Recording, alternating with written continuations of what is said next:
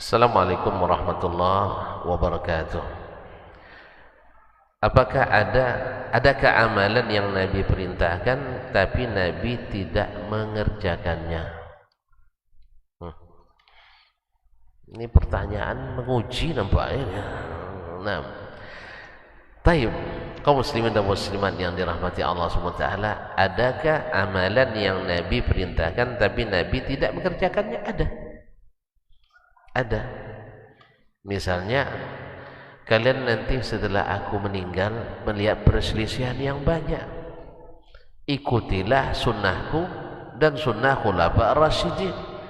Nabi mengikuti sunnah khulafa ar-rasyidin? Tidak. Dah, satu. Tambah lagi? Tambah lagi? Masih banyak. Nah, Nabi alaihi salatu wassalam menyuruh kita untuk berjihad fisabilillah, jihadul bahr. Di antara hadisnya, awwalu jaishin yaghzul bahra yughfaru lahum. Tentara Islam yang pertama berjihad melalui lautan, Allah ampuni. Nabi pernah berjihad melewati laut? Tidak, alhamdulillah. Tambah lagi? Masih banyak. Sudah cukup itu dulu.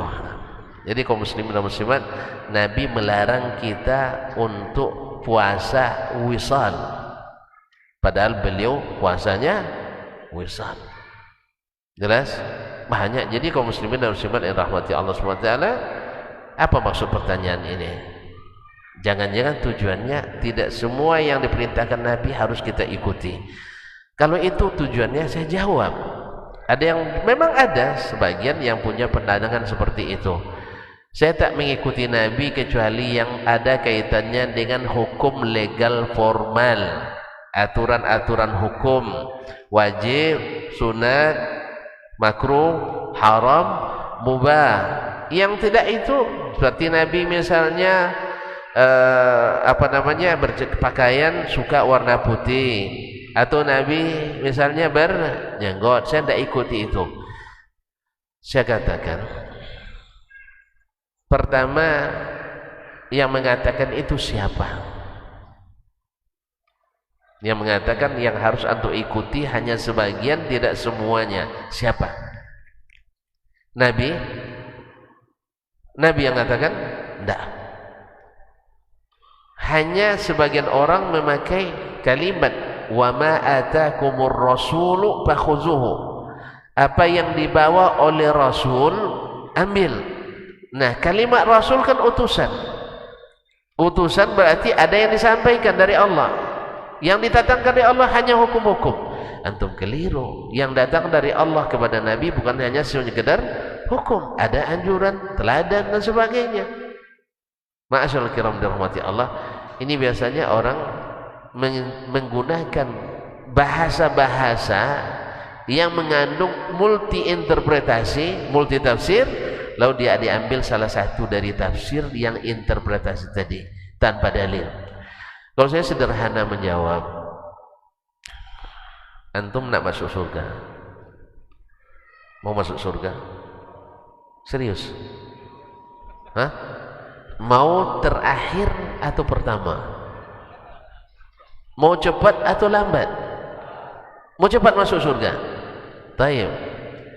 Antum kalau nak masuk istana negara, nak jumpa Bapak Presiden hafizahullah misalnya, ikut orang yang cepat masuk atau yang lama pemeriksaannya masuk? Siapa yang cepat masuk?